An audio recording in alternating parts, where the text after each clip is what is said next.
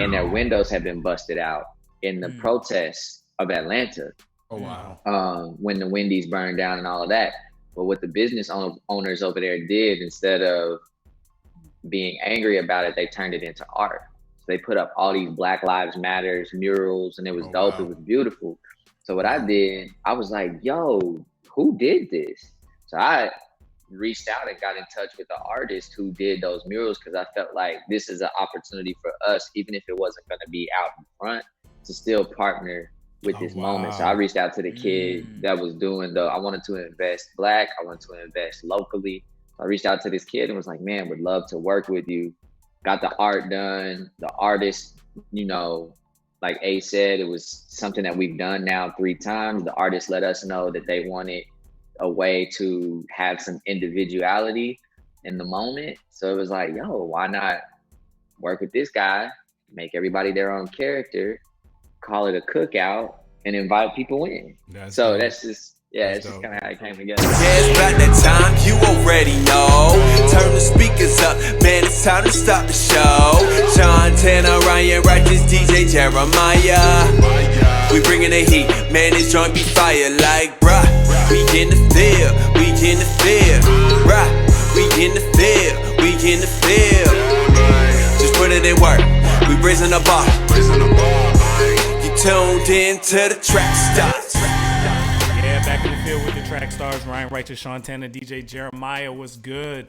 All right, for all things Trackstarz, make sure you go to trackstarz.com. Follow us on Instagram at Trackstarz, Twitter at Trackstarz, like the Facebook page, subscribe to the YouTube channel, and download the app. Let's get it.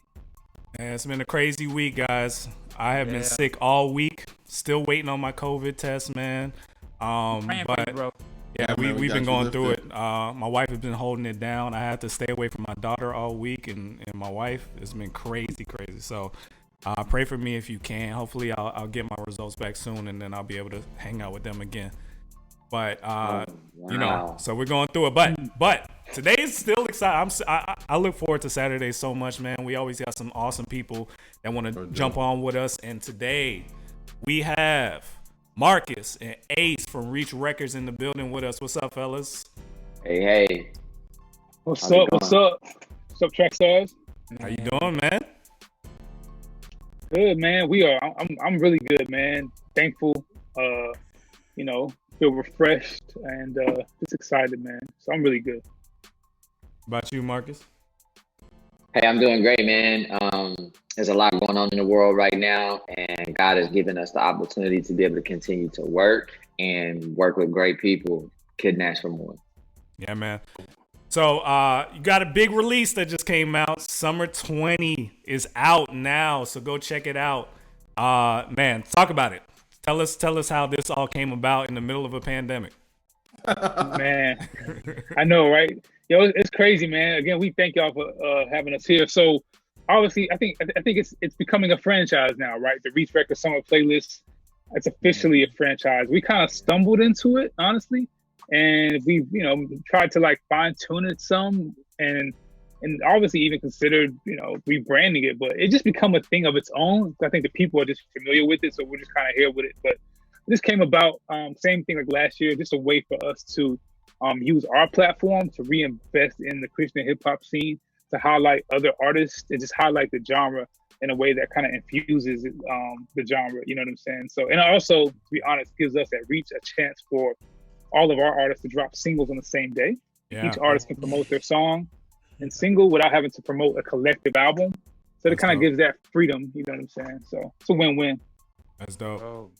I love the marketing for this. How much time goes into deciding the look and feel? Because when I started seeing everybody roll out their cartoon image, I was like, okay, this feels like a rollout. I see it coming. What we got going on here? Marcus, how do you decide on those things? I think it's very collaborative. That's probably the most important thing I can say about the process. But it really starts with us trying to figure out, what do we want to say? What do we want to communicate? And how can we give ourselves the best effort? So when it came to this project, we knew that the music, we knew that the music wasn't specifically talking about race issues or COVID issues. And so with that in mind, we wanted to figure out what can we say to, we don't want to just put music out there. And so what we did want to do is try to give people unity, try to foster this sense of togetherness. And so once we decided that that was the priority, we came up with the messaging, we tried to make it relevant, we tried to make it approachable. And then from there, it really just kind of, we have like the goalposts that we try to hit, but a lot of this stuff just happened, man. I was actually out in Summer Hill, Atlanta, and one of my favorite places to go. A bunch of friends of mine have restaurants and bars over there, and their windows have been busted out in the protests of Atlanta. Oh wow! When the Wendy's burned down and all of that. But what the business owners over there did, instead of being angry about it, they turned it into art.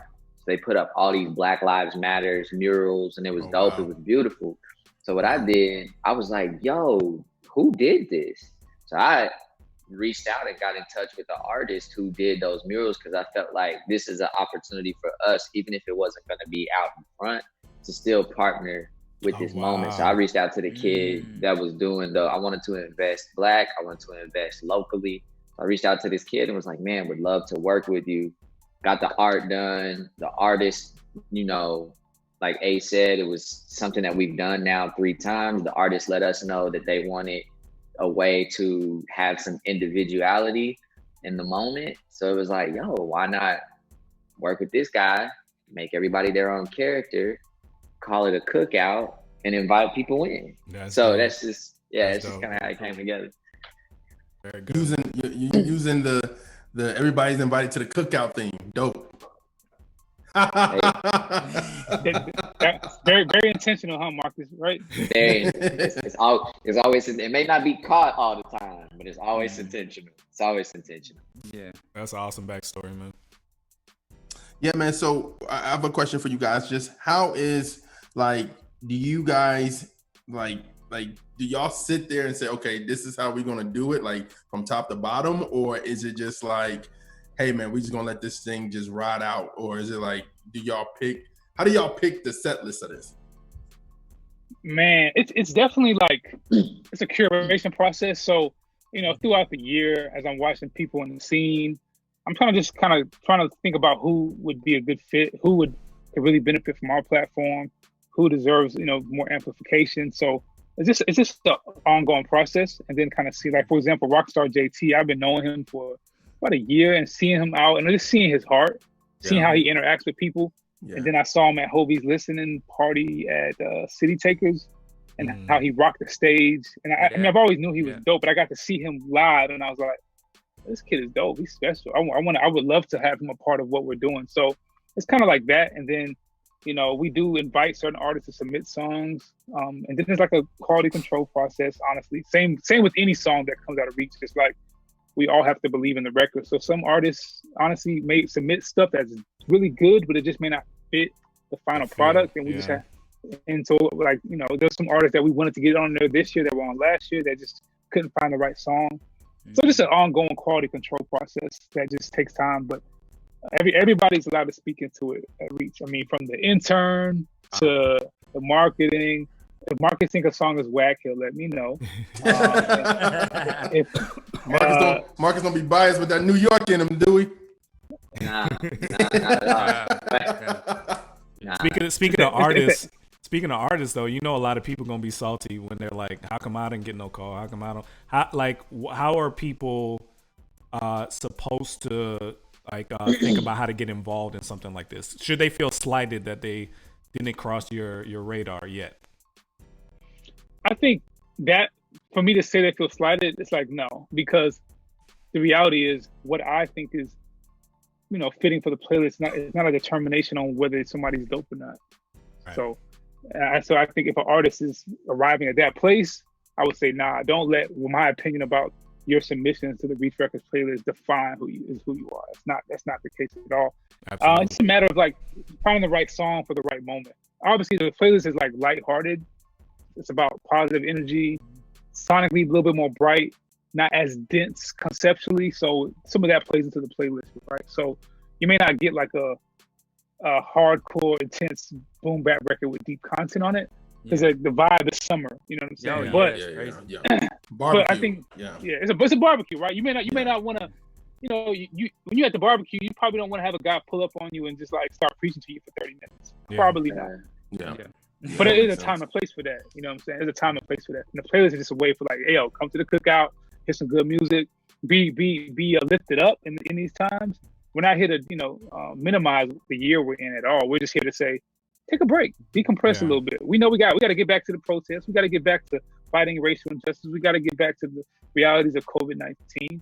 But come and get a plate of chicken, bro. Yeah, man. Got some potato salad for you, bro. Yeah, just relax, You know what's interesting to me? It's interesting to me. Every time you guys drop one of these projects, you introduce me to new artists.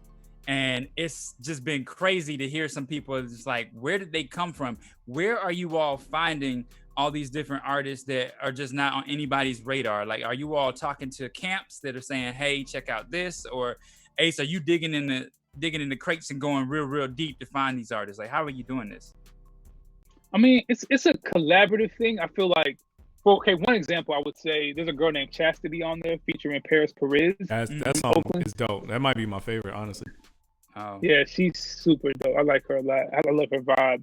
And so I actually my A&R manager, Kari Alamese, who works to my department, she is always advocating, yo, we've got to highlight more women. We've got to highlight more Black women. And I'm like, let's do it. Let's bring it. Yeah. And she put Chastity on my radar. And her being an employee at Reach, she was able to funnel an artist that we feel like has a dope platform and would work well on the playlist. So it's things like that. And then I was like, and my takeaway was, all right, obviously Chastity's newer for the Reach Records fan base. How can we make it a moment to make it more accessible? So it's like, yo, Paris Perez, he just dropped that fire album. I thought sonically this song was like consistent sonically with his album to some degree. And it was like a nice way to kind of like weave that together. You know what I'm saying? Yeah. You guys had a lot of we experienced overseas, and I kind of said this to you guys earlier about artists from overseas being on this project as well. Like, are we looking like to collab with more artists overseas? Maybe a Reach UK, a Reach International. What are you guys' thoughts about that? Go ahead, Marcus. Yeah. It's definitely something. It's something that we talk about a lot. You know, international markets are opening up. Yeah. Music wise, altogether, and the faith is international. So it's definitely something that we think and talk about a lot. Okay, that's dope. Yeah, it is. So let me know when you guys decide to do the old heads playlist. I'll be right there, Ace. You know me. I'll be right there. I just wonder because I know a lot of people like that feel like that spitty spit rap is going away. Do you feel like there's any place for that at all? You know, it's funny. Marcus and I talk about that a lot, and Marcus has mentioned that. And I think that there is still space for it. Yeah, it's interesting.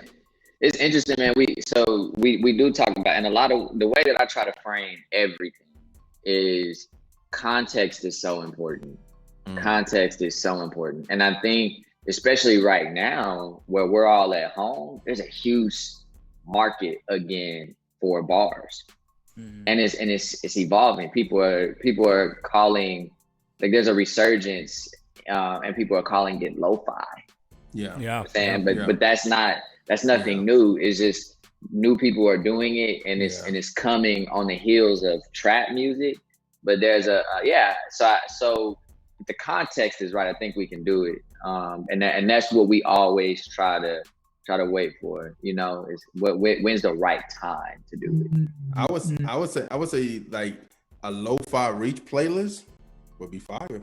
We actually have one.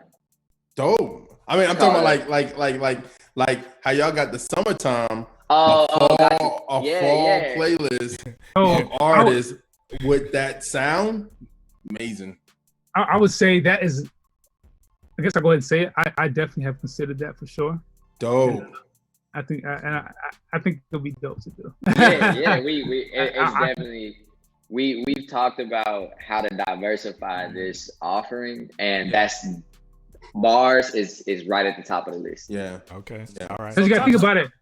Even like Lecrae's Deep End got, I think, didn't it get placed on Mellow Bars playlist on Spotify. So like, yeah. and as I go to that playlist, I'm like, oh, there's a whole world of like, lo-fi rap that's like a thing. And I want to say this because I think people they feel like, man, bars is out, like R&B is out, stuff like that.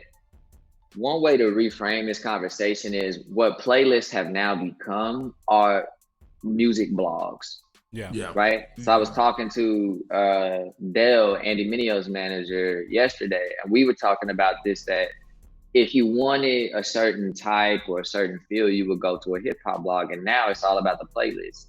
So those genres are well and alive. It's just a matter of going to the right place in the right context to find it. So yeah, man, that's what we on. So guys, talk about the diversity of when you put this together, because I'm from Atlanta, right? And y'all know I grew up on like Lil Jon, the East Side Boys and stuff that just, Sean and Jeremiah make fun of me all the time for this. And so, and I love fast rap. So my favorite song is Don't Play Cheap. That's my favorite on the project. And so how did you guys, I mean, you being from the East, Marcus, and you, Ace, just in Atlanta, like how do you guys pull all these different sounds together, and how many people are saying like, yo, don't forget about my side, don't forget about the Midwest, don't forget about the West Coast? Do y'all get that pushback on some of these projects when people are submitting music or y'all are listening? Well, Marcus is from Kansas City. Yeah, let me correct that. Jeremiah said I'm from the Midwest. Okay. Yo, your vibe is straight NY, bro. No, what it is, New York people feel like everybody in hip hop that knows hip hop, he's gotta be from New York. Yeah. Nah, he couldn't be from Decatur with all this hip hop knowledge. It is geographically impossible.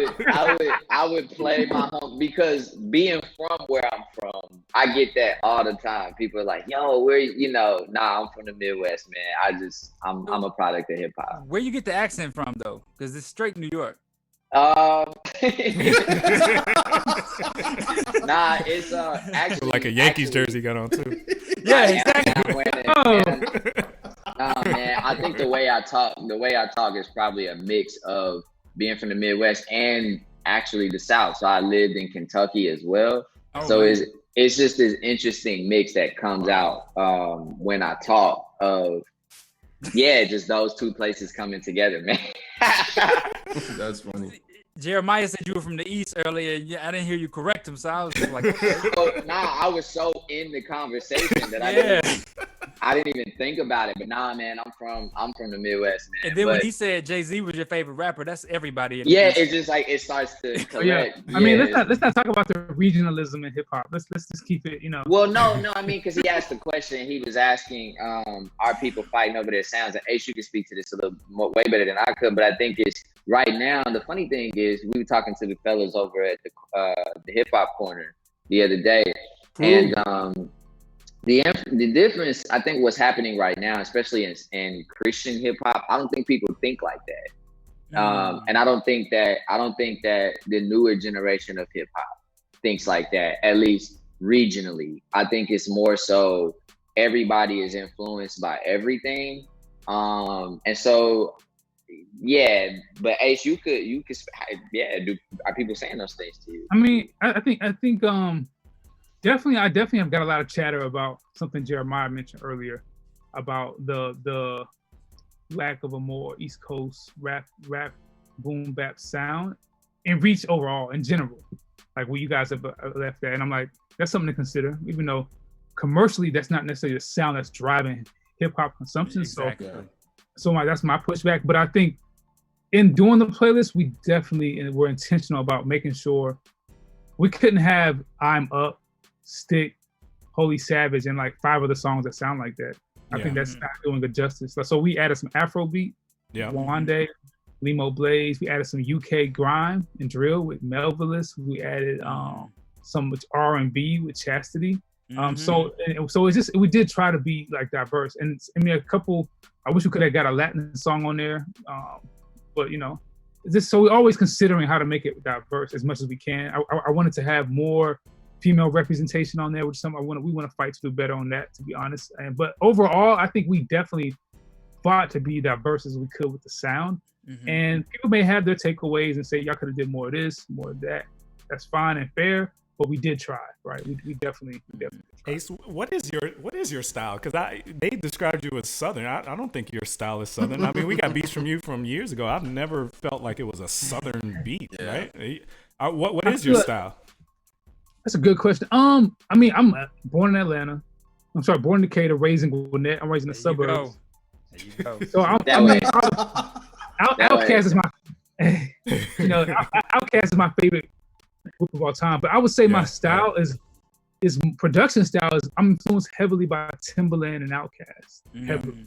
Yeah. So that's what bleeds out, and my African heritage. So back when I was making beats, I would try to do trap drum patterns with non-trap sounds, kind of like a Timbaland would do. So the bounce, like when you hear "Dirt Off My Shoulder," the bounce is Southern, but the textures are like different. Yeah. Timbaland always so. Lil Jon, if Lil Jon made that beat, it'll be some 808 drums with the same melody, but just different like texture. So that's why I always felt growing up. I kind of changed now. I thought that the trap 808 textures were just saturated and overused. So I gravitated sonically to hearing like Timbaland textures, Kanye drum textures, stuff like that. But now I use trap drums because you can't get away from them. Yeah, you can't get away from them. Yeah, Joseph King in the chat said East Coast don't even do East Coast no more. Hey man, it's funny how you laughed and then got offended. He's right. Yeah, the East Coast artists sound like Atlanta. Yeah, it does. Unfortunately. Yeah. I think the rise of Pop Smoke and what they were doing with the sound that he was using was kind of I love that sound, and I was so it was tough to see Pop Smoke go because I feel like that grime sound it felt New York, it felt East Coast. Yeah, but you know, hopefully that sound doesn't die out because where Pop Smoke actually popped off was in the UK, where that sound really is driving, and he was sort of bridging the gap. You know what I mean? So hopefully that sound does. He was kind of like contextualized. Would you say that Marcus almost like? Yeah, he was putting it in context because guys like Stormzy and some of those other guys from you, they have been doing it, but we don't in the States. We don't really. When we hear, you know, the London sound on records, it's like, man, that doesn't really work for us sonically. So he was, you know, on the party, like sound like 50, got that gritty. Yeah, you're right. So it was very contextualized for us, absolutely. Yeah. And even Drake trying to go over there and do stuff with artists to make that highlight to say, hey, this scene is bubbling. And the United States need to like focus on this scene. Like one of the biggest rappers right now is saying, "Hey, this may be the next wave that y'all forgetting if y'all don't get it together." Well, it's like the conversation we were having earlier about what Puff did with Big. You know what I mean? Where New York was really looked at as the hip hop mecca, and then the West Coast. They did their own thing, so Puff is smart to put Big on some of that for commercial viability. Well, now the smartest artists, they start to understand that, you know, you only have a certain window to be purely about expressing yourself before you have to start to open the market up and say, like, what are people tuned into? What are people tapped into? And how can I make myself a part of that larger conversation? Real quick, one question I have for you guys. What do you say for the people that says, kind of not like old school vibe, but just the people who've been with Reach from day one? Like, what about the I would say the OGs of Reach, like the Tedashis, the Trips of the world, and even kind of Andy too. But like as they go older, how do we not dismiss them for the new sound, if you quote unquote want to say?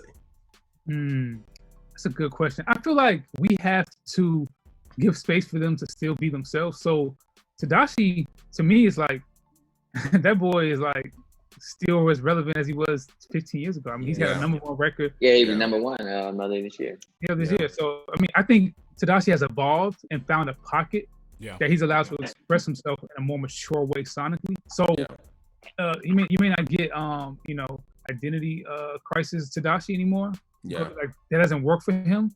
But there are records like the Us record on the playlist and the Smile record where it's like a mature expression of a hip hop artist that's older, and I don't want to say my man old, but you know what I'm saying? Like I think hip hop has to, and I think some of my concern is that some of the early Reach fans who are like with Tedashii during that sound still want him to like do go hard, go home. And I'm like, well, dudes was like mid-20s back then, right? So you have to kind of give the artist space who has like 3 kids. He's not trying to, you know what I'm saying? Like, you gotta give them a space, like allow Tedashii and Trip to mature. I ain't saying get washed, but mature. I feel like we've done that with like Jay-Z to some extent.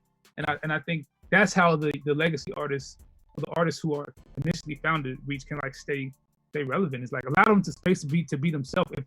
If you're jumping too much on the wavy younger trend, it sometimes can come across like not as sincere. You know what I mean?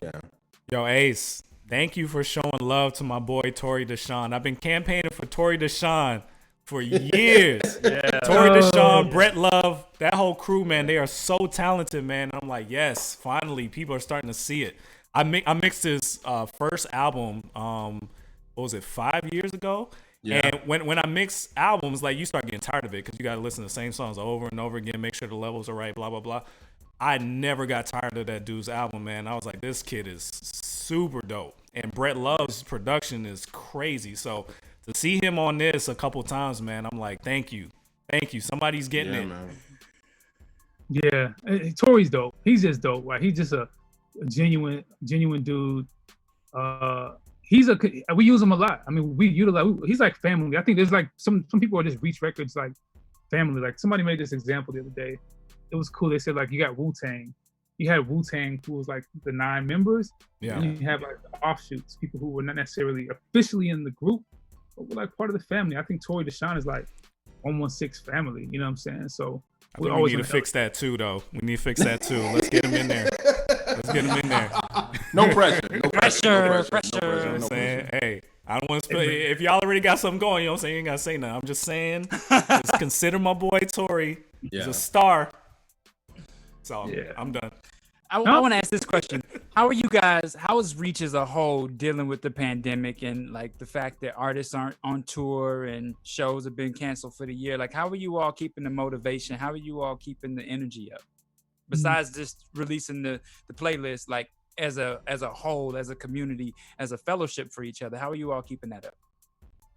I mean, it's probably twofold, really. As far as, we've tapped in a lot to our to the resources that have been made available through our distribution network, through different PPP plans and stuff like that, to try to create different incentives, knowing that the artists are not able to tour, and that's how they make a lot of their money. So we've put some of those things and made some of those things available to them. We've even come up with our own internal programs to try to get the artists, lighten the load to incentivize turning in music and things like that. And Ace is doing a lot of cool things on the music creation side as well. That's what's up. Yeah, man. Just staying in it. There was a couple markets, a couple like internal programs we offered to the artists to help respond to some of the financial crisis. You know what I mean? We have to do that. So the artists were able to take advantage of that. You know what I'm saying? The gig economy is not even existent right now. Yeah. So, I mean, it is tough for a lot of people. So we understand that. And that's why we're encouraging our artists to we want to help them continue to put music out, so people can stream, consume it. Because I mean, you can't necessarily tour it right now. That's a crushing blow, man. That's why I encourage everybody, if you're watching right now, if you love these artists and you believe in what Reach is doing and other entities like this, man, support them like never before. Stream the mess out of it, because that's all they eating off of right now. That's it. And honestly too, go buy their merch too. That's not even merch. Buy their t-shirts, whatever you got to do, buy them. Like literally, like you got to go out of your way right now, because there's no reason there's no reason any of these artists should be able to survive this time. Like their number one economy is going out and doing these shows. So to keep them, if you want to keep hearing stuff from them and you want to keep seeing this, especially CHH, which we're just now starting to build some momentum. Like to get halted like this is devastating. So really, really go out of your way to show support right now because they need it. Facts. Yeah, man. So thank you guys for coming through once again. Tell them how to find this new project. Leak whatever you guys got working on if you can. Just anything. What else you got? I mean, we ain't got I mean, a couple things on the horizon. You'll be hearing it soon. Be on the lookout for Lecrae's Restoration album. It's gonna be. I tweeted it. I said it was his top 3 albums. Oh, really? And it's not number 3. Oh my goodness! Oh my goodness! What are the other 2? You know, I don't want to say way too hot, but Anomaly and Gravity are very dear to me. I mean, ATWT too as well. I mean, so it's tough, but yeah, that's probably my top. Yeah, 4, we did a definitive where we kind of pared down the albums and to get down to the number 1 Lecrae album, and Gravity actually won that. Yeah. Gravity was the number 1 album in our definitive. So I don't think people like give it credit. You know what I mean? That was to me one of his first big albums. It was like, yo, this is special. This dude is special. This ain't no normal, like this is serious. Yeah. Well, you got new heads that don't go that far back in the catalog, so when they hear the new stuff, they're just on the new stuff. Yeah. You go far back in the catalog, you'll get it. I think, man, I want to give Lecrae a lot of credit on this one, and I think a lot of the reason why, you know, internally we all feel it's his best work because it's really his best self. I think Lecrae has done a lot of work on himself and how he's what he's put into this music, how he's collaborated with all of us, whether that's on the music side, on the business side, on the marketing side. So the process and the journey has just been special, and it's really Lecrae, a very healthy Lecrae, a very mature, self-aware Lecrae, and so I think that's why we all feel that way. Yeah, that's dope. That's awesome, man. You got me excited. Yeah, of course. Yeah. We don't think you guys would be dissatisfied. And then Andy's working on a lot of stuff right now. Man, Hovey has been.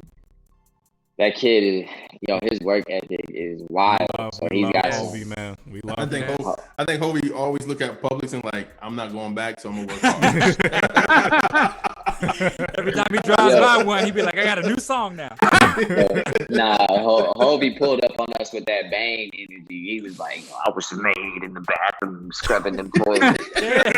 Like, so he's just like, and he's such a good kid, man. Yeah, he just doesn't make a bad song. He got some really cool stuff coming. Andy's been working a whole lot. So yeah, we feel like it's gonna be a good. We're looking to close out the year on a really good note. We, Ace and I have been really working, trying to do and see what we can to continue to push the label forward and really, really open up Reach Records a little bit more, so people can we can have more conversations like this, and we can invite more folks in to kind of spread the family net a little wider. So those are some of our goals and what we hope to do move forward. You guys are doing a great job. We appreciate you too, man. You guys have really invested a lot into us, and we appreciate it. We really do. Absolutely. Hey, thank you guys so much, man. Y'all keep doing what y'all doing. Sean, prayers up. Hope you get well. And thank you, man. Yeah, man. Thank you. Thank you. Pleasure. Yeah, so check out the summer playlist. You can catch it on Spotify, Apple Music, everywhere that you stream music. It is set up on there as a playlist. So if you go, the main artist is 116. Search 116, and you'll be able to find the records. You'll be able to find the playlist. We also made a limited edition T-shirt. Given that it is a cookout, the good old family reunion souvenir staple joint. So you can go ahead and grab you one of those as a way to participate in the moment as well. And man, as always, we just appreciate the opportunity to keep doing this.